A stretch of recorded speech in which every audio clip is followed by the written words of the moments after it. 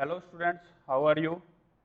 Okay, class 10th अपना first chapter चल रहा था। फर्स्ट चैप्टर के अंदर अपने देखते हैं आज अपने किसके बारे में डिस्कशन करते हैं, क्वेश्चन एंड आंसर के बारे में डिस्कशन करते हैं। अपने चैप्टर को अच्छे से देख लिया था, हमने अच्छे से एक्सप्लेन किया और उसको अच्छे से समझ लिया। ठीक है, आज अपने उसके क्वेश्चन सेट को लगाते हैं। ठीक है, अपने देखते हैं किस किस टाइप के क्वेश्चन वगैरह उसके अंदर बनते हैं, उन सब के बारे में अपने क्या करते हैं, डिस्कशन करते हैं। ठीक है, तो फर्स्ट देखो, कोजल एजेंट ऑफ ड्रैकनकुलस मेडिनिसिस डिजीज। देखना, ड्रैकनकुलस मेडिनिसिस का जो होता है, यानी कि कौन सा मेन होता कौन है, यानी कि किसकी वजह से होता है ये डिजीज, किसकी वजह से होता है। मैंने आपको बताया था राजस्थान के अंदर एक डिजीज थी, कौन सी, बाला एंड नारू डिजीज थी, नारू एंड बाला डिजीज थी। ठीक है, उस डिजीज का क्या था, एक वॉर्म था। ठीक है, जिसकी वजह से ये डिजीज होती थी। तो इसका आंसर क्या है, राइट आंसर क्या रहेगा इसका, वॉर्म रहेगा। Okay student, next, how much is the normal blood pressure of healthy body. मैंने आपको बताया था 120 से कितना रहता है, 80 Hg रहता है। ठीक है, यानी कि ये हाई का रहता है, यानी कि हाई रेंज रहती है और ये लो रेंज रहती है। तो 120 to 80 का। ठीक है, आपका कौन सा आंसर सही रहेगा, ए रहेगा।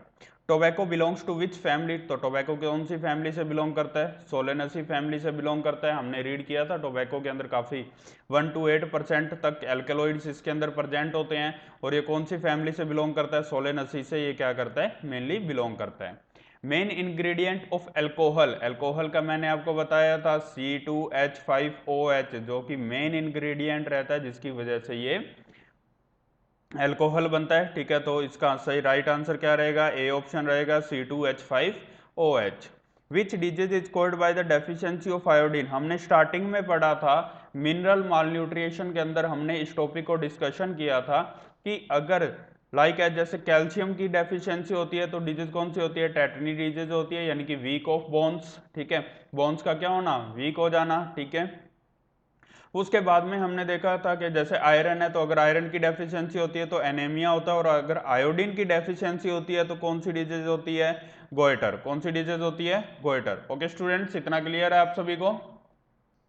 ओके स्टूडेंट, अपने देखते हैं किसके बारे में, वेरी शॉर्ट आंसर्स के बारे में अपने क्या करते हैं, डिस्कशन करते हैं अब। ठीक है, हमने सबसे पहले एमसीक्यू क्वेश्चंस के बारे में डिस्कशन किया, अब अपने किसके बारे में डिस्कशन करते हैं, शॉर्ट टाइप के क्वेश्चंस के बारे में डिस्कशन करते हैं। तो फर्स्ट देखो क्या कह रहा है, write the scientific name of. Okay student, तो देखो, right the scientific name of the opium plant. Opium plant का साइंटिफिक नेम क्या था, हमने डिस्कशन किया था, क्या नाम था, पेपेवर सोमनीफेरम। क्या नाम था इसका, पेपेवर सोमनीफेरम। ठीक है, इसका साइंटिफिक नेम क्या रहेगा, पेपेवर सोमनीफेरम।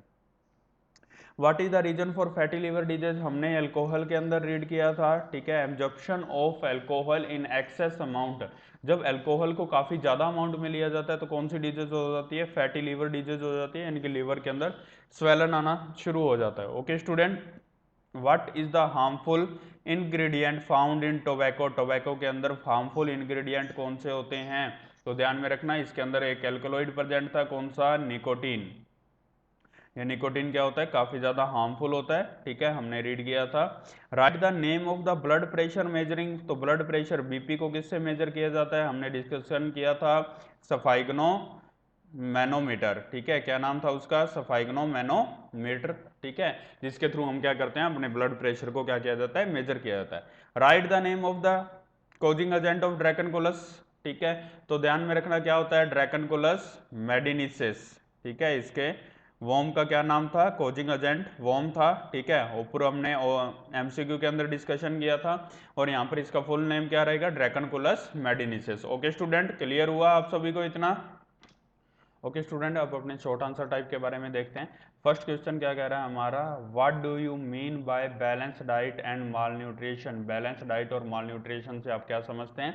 तो बैलेंस डाइट क्या होती है, ऐसी डाइट जिसके अंदर क्या होते हैं, हर एक टाइप के न्यूट्रिएंट्स क्या होते हैं, अवेलेबल होते हैं। हर एक टाइप के न्यूट्रिएंट्स क्या होते हैं, अवेलेबल होते हैं। न्यूट्रिएंट्स मीन्स टू से उसके अंदर फैट भी होगा, कार्बोहाइड्रेट भी होगा, विटामिन भी होगा, प्रोटीन्स भी होंगे। ठीक है, मिनरल्स भी होंगे, वाटर होगा, रफेज होगा, यानी कि ये सारी की सारी थिंग क्या होती है, एक बैलेंस अमाउंट के अंदर क्या रहती है, प्रेजेंट रहती है, तो उसको क्या बोला जाता है, बैलेंस डाइट बोला जाता है। और लॉन्ग टाइम तक अगर किसी न्यूट्रिएंट की क्या रहती है, डेफिशिएंसी रहती है, तो उस कंडीशन को हम क्या नाम दे देते हैं, माल न्यूट्रिशन।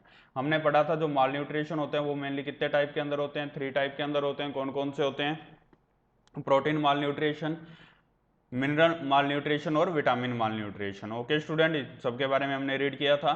नेक्स्ट क्वेश्चन देखते हैं अपने, ठीक है। नेक्स्ट क्या है, what are the harmful effects of protein deficiency on human body, कि हार्मफुल इफेक्ट्स क्या होते हैं अगर प्रोटीन की डेफिशिएंसी होती है। तो हमने देखा था मेनली कि जो अगर प्रोटीन की डेफिशिएंसी होती है बॉडी के अंदर, अगर मेनली प्रोटीन की डेफिशिएंसी होती है तो उसकी वजह से मेनली दो टाइप की डिजीज होती है। एक तो कौन सी होती है, कैविशोर कोर होती है, और दूसरी कौन सी होती है, मैरस्मस होती है। कैविशोर कोर के अंदर हमने देखा था कि जो पेट होता है, ठीक है, जो स्टमक होता है वो क्या हो जाता है, स्वेलिंग हो जाता है, ठीक है।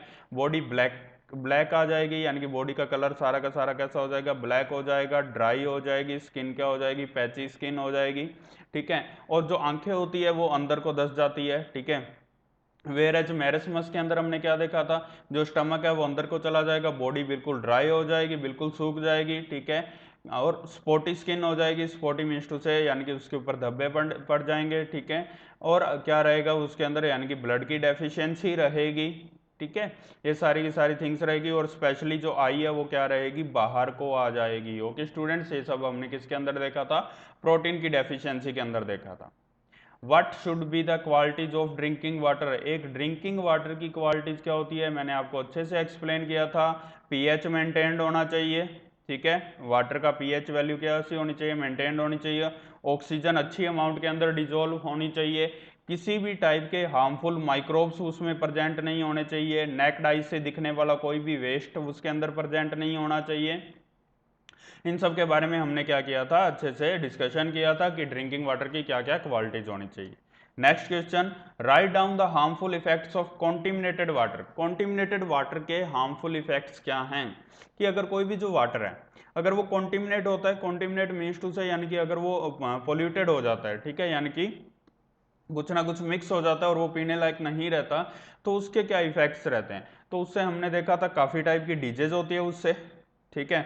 डिजीज मीन्स टू से जैसे क्या होता है, जॉन्डिस वगैरह हो गया, हेपेटाइटिस वगैरह हो गया, ठीक है, या फिर बैक्टीरियाज के through bacterial disease, viral disease, ठीक है, या फिर और भी जैसे फंगई से रिलेटेड कोई डिजीज वगैरह होती है। तो ये वाली सारी डिजीज होने के चांसेस क्या रहते हैं, काफी ज्यादा हो जाते हैं, काफी ज्यादा हार्मफुल इफेक्ट्स रहते हैं। बॉडी के अंदर क्या होता है, अगर वो धीरे धीरे वो कचरा जमा होने लग जाता है तो उसकी वजह से भी काफी ज्यादा इफेक्ट आते हैं, हमारी मेटाबॉलिक एक्टिविटीज पर भी काफी ज्यादा इफेक्ट आता है। Next question, which alkaloids are present in opium milk. हमने पढ़ा था ओपियम मिल्क के अंदर काफी टाइप के क्या होते हैं, एल्केलॉइड्स प्रेजेंट होते हैं, like as morphine, codeine, nicotine, ठीक है, हमने उसके अंदर देखा था। और मेनली देखा था कितने टाइप के एल्केलॉइड्स प्रेजेंट होते हैं उसके अंदर, मेनली 30 टाइप के एल्केलॉइड्स उसके अंदर क्या रहते हैं, प्रेजेंट रहते हैं। मॉर्फिन हो गया, कोडिन हो गया, निकोटीन हो गया, ठीक है। तो इस टाइप के मतलब काफी टाइप के एल्केलॉइड्स प्रेजेंट होते हैं। Right the harmful effects of tobacco, tobacco के हार्मफुल इफेक्ट्स क्या होते हैं। तो देखो हमने क्या रीड किया था, टोबैको को अलग अलग थिंग के अंदर यूज किया जाता है, जैसे सिगरेट में वगैरह में यूज किया जाता है, स्मोक वगैरह में यूज किया जाता है। तो उसकी वजह से क्या होता है, कौन सी गैस निकलती है, कार्बन डाइऑक्साइड निकलती है, जिसकी वजह से ऑलमोस्ट एवरी ईयर पूरे वर्ल्ड में कितने लोगों की डेथ होती है, 60 लाख लोगों की डेथ होती है, जिसमें से 50 लाख लोग डायरेक्टली कांटेक्ट में आने की वजह से होता है, और 10 लाख यानी कि इनडायरेक्टली कांटेक्ट में आने की वजह से उनकी डेथ हो जाती है। ओके स्टूडेंट्स, ठीक है। और इसके बाद में हमने देखा था प्रेग्नेंट जो लेडीज होती है उनके अंदर एम्ब्रो का जो डेवलपमेंट होता है, यानी कि जो रिप्रोडक्शन की जो प्रोसेसेज होती है, ठीक है, या फिर एक्टिविटीज होती है, वो क्या हो जाती है, वो वाली प्रोसेसेज क्या होती है, स्लो हो जाती है, ठीक है। इकोनॉमिकली और सोशियली यानी कि उसके ऊपर काफी ज्यादा इफेक्ट पड़ता है, ठीक है। और सबसे मेन, कैंसर होने के चांसेस क्या हो जाते हैं, बहुत ज्यादा हो जाते हैं। कैंसर कौन सा, माउथ का होगा, ठीक है, थ्रोट का होगा या टंग का होगा, ये तीन टाइप के कैंसर होने के चांस क्या हो जाते हैं, ज्यादा हो जाते हैं। ओके स्टूडेंट, नेक्स्ट क्वेश्चन देखो, right down the symptoms and reasons of सब म्यूकस फाइब्रोसिस। सब म्यूकस फाइब्रोसिस के क्या रीजन है, तो मैंने आपको बताया था कि हमारा जो जा होता है, ये जा अच्छे से प्रॉपरली ओपन नहीं हो पाता, ठीक है, यानी कि ये टाइट हो जाता है, यानी कि जो हमारा जो जबड़ा होता है वो अच्छे से ओपन नहीं हो पाता। और अगर वो अच्छे से ओपन नहीं हो पाएगा तो उसकी वजह से क्या होता है कि जैसे ही अगर कोई खाना वगैरह खाते हैं या फिर उसको ज़्यादा ओपन करने का ट्राई करते हैं तो काफ़ी ज़्यादा क्या होता है, पेन होना शुरू हो जाता है। उस डिजीज को क्या बोला जाता है, सब म्यूकस फाइब्रोसिस बोला जाता है। Okay student, I hope so आप सभी को इतना समझ में आया होगा। ओके स्टूडेंट, ऐसे टाइप क्वेश्चंस के बारे में अब अपने डिस्कशन करते हैं। फर्स्ट क्वेश्चन क्या है, what is kwashiorkor disease, write the symptoms and prevention measure. तो सबसे पहले तो ध्यान में देना, कैविशोर कोर डिजीज क्या होती है, यानी कि प्रोटीन की डेफिशिएंसी की वजह से जो डिजीज होती है उसको क्या बोला जाता है, कैविशोर कोर डिजीज बोला जाता है। जिसके अंदर क्या हो जाता है, स्टमक जो होता है वो क्या हो जाता है, स्वेलिंग हो जाता है, यानी कि फूल जाता है। ठीक है, आई जो होती है अंदर को धस जाती है, हमने अभी डिस्कशन किया था जस्ट ऊपर क्वेश्चन के अंदर। ठीक है, और कैविशोर कोर, अब ध्यान में देना, कैविशोर कोर के अंदर और क्या होता है, यानी कि जो स्किन रहती है वो काफी यानी कि ब्लैक कलर की हो जाती है। ठीक है, स्पॉटी स्किन हो जाएगी। ठीक है, यानी कि धब्बे वगैरह पड़ जाते हैं उसके ऊपर, पैची स्किन हो जाती है। ठीक है, और वीकनेस क्या हो जाती है, काफी ज्यादा वीकनेस हो जाती है, टायर्डनेस रहती है। ठीक है, यानी कि ये वाले सारे के सारे सिम्टम्स उसमें दिखाई देते हैं। Okay student, next, how can you prevent the practice of opium in the society. अब अपने सोसाइटी के अंदर ओपियम की जो प्रैक्टिस है, यानी कि ओपियम का जो चलन है, इसको कैसे रोक सकते हैं। तो इसको रोकने के लिए अपने क्या कर सकते हैं, यानी कि सिटीजन्स को, यानी कि जो इसका यूज करते हैं उनको अपने क्या कर सकते हैं, अवेयरनेस, यानी कि नुक्कड़ नाटक किए जा सकते हैं। ठीक है, हर कॉर्नर्स के ऊपर। ठीक है, या विलेज वगैरह के साइड के अंदर किए जा सकते हैं। इनके हार्मफुल इफेक्ट्स को बताया जा सकता है, जैसे एम्ब्रो का रिप्रोडक्शन एक्टिविटीज या एम्ब्रो की जो प्रोसेस होती है वो क्या हो जाती है, काफ़ी ज़्यादा स्लो हो जाती है। उन सब के बारे में अपने क्या कर सकते हैं, अच्छे से बता सकते हैं। ठीक है, ओके स्टूडेंट, इतना सारा समझ में आया होगा आपको एम्ब्रो वगैरह का। ठीक है, और इसके अंदर क्या कर सकते हैं, नॉर्मली जो कुछ लोग कल्चर के एज ए कल्चर यूज करते हैं, ठीक है, तो उनको बता सकते हैं इसके अंदर 30 टाइप के एल्केलॉइड्स प्रेजेंट होते हैं जो हमारी बॉडी के लिए क्या होते हैं, काफी ज्यादा हार्मफुल होते हैं। Okay student, I hope so समझ में आया होगा, आप लिख लोगे। Right the names of the disease and symptoms caused by vitamin deficiency.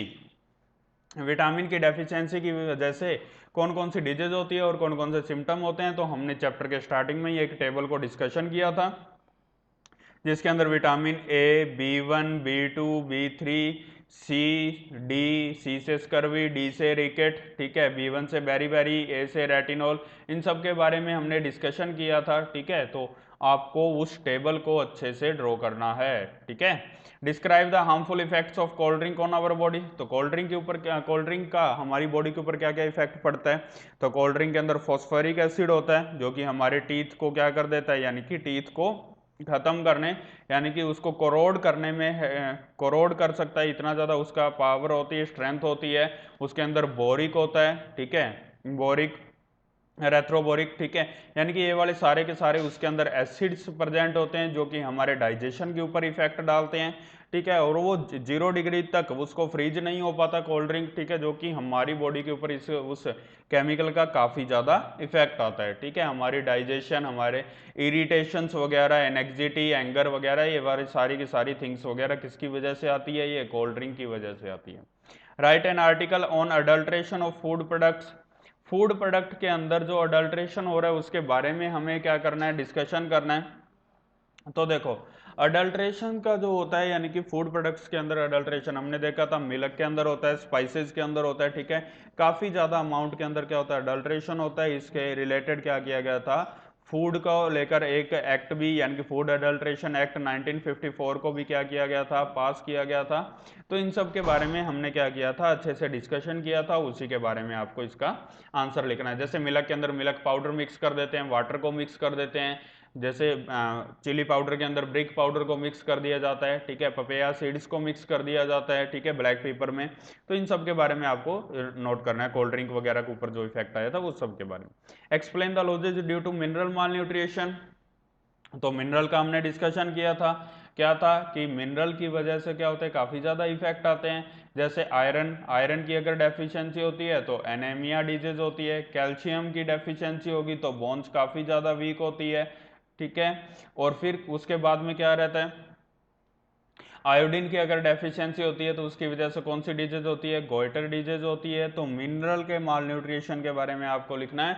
Okay student, आपका फर्स्ट चैप्टर क्या हो चुका है, कंप्लीट हो चुका है। एज सून एज पॉसिबल यानी कि आपको वर्क इसका कंप्लीट करके जल्दी से जल्दी क्या कर देना है, सबमिट करना है। Okay students, thank you and have a nice day.